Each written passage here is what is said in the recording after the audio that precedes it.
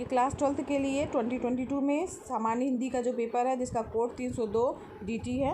ये 2022 में जो पेपर अभी हुआ है आज वो पेपर है जो कि आपका 100 नंबर का है। 3 घंटे 15 मिनट निर्धारित किए गए हैं। 15 मिनट प्रश्न पत्र पढ़ने के लिए आपका पेपर जो है वो 2 खंडों में विभाजित किया गया है, खंड का और खंड खा, और सभी प्रश्नों को करना अनिवार्य है। खंड का के अंतर्गत देखिए यहाँ पर जो है वो वैकल्पिक प्रश्न आए हुए हैं।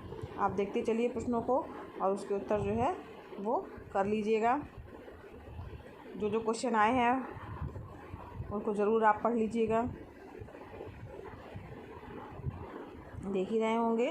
दूसरा प्रश्न जो आया है वो भी जो है आपका वैकल्पिक प्रश्न है। 4 विकल्प दिए गए हैं और एक विकल्प उसमें से सही है, वो आपको सही विकल्प को चूज़ करके लिखना है। इसके बाद तीसरा प्रश्न जो आया है वो आपका गद्यांश पर आधारित प्रश्न है।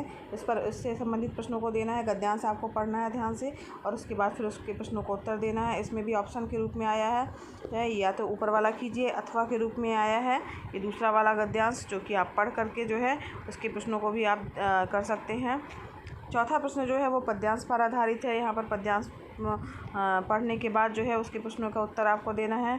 इसमें भी अथवा आया है, या तो आप ऊपर वाला कीजिए या तो जो है नीचे दिख रहा है आपको पद्यांश उससे संबंधित प्रश्नों को कीजिए। इसके बाद बच्चों ये 5वां प्रश्न आया है जिसमें एक लेखक का जो है साहित्यिक परिचय देते हुए प्रमुख कृतियों का उल्लेख करना है।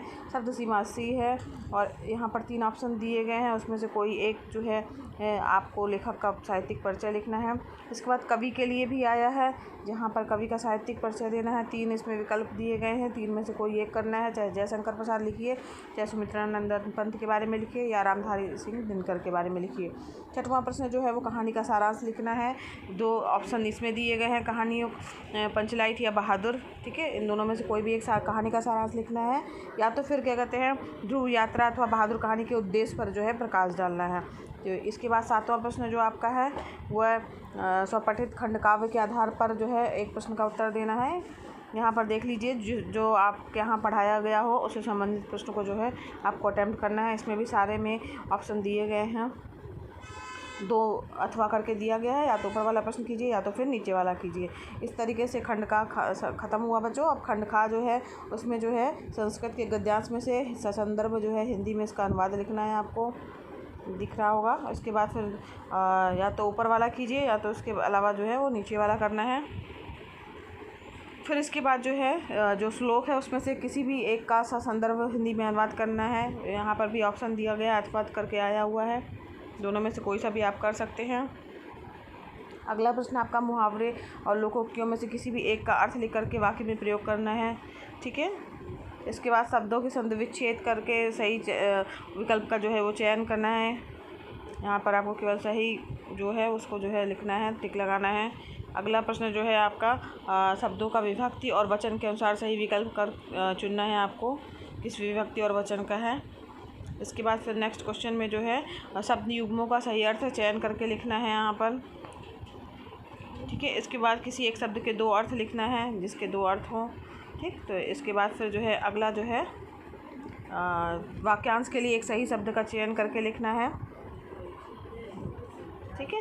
ये किन्हीं 2 वाक्यों को शुद्ध करके यहाँ पर लिखना है।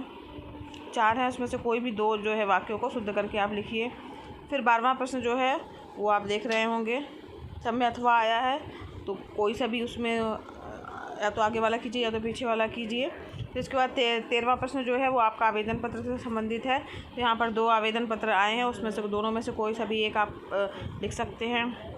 14 नंबर का प्रश्न जो आया है वो आपका जो है वो निबंध पर आधारित है। तो किसी यहाँ पर एक ही निबंध लिखना है, चाहे तो आप कवि पर लिखिए, नवीन शिक्षा पद्धति पर लिखिए, पर्यावरण प्रदूषण कारण और निवारण पर लिखिए, या विद्यालय में स्वास्थ्य शिक्षा पर लिखिए। इस प्रकार से आपका ये 2022 का पेपर है बच्चों, ये इम्पॉर्टेंट है और इसको ज़रूर सॉल्व कर लीजिएगा। अगर बच्चों ये वीडियो आपके लिए हेल्पफुल लगा हो तो लाइक कीजिएगा वीडियो को, चैनल पर नए हैं तो चैनल को सब्सक्राइब कीजिएगा।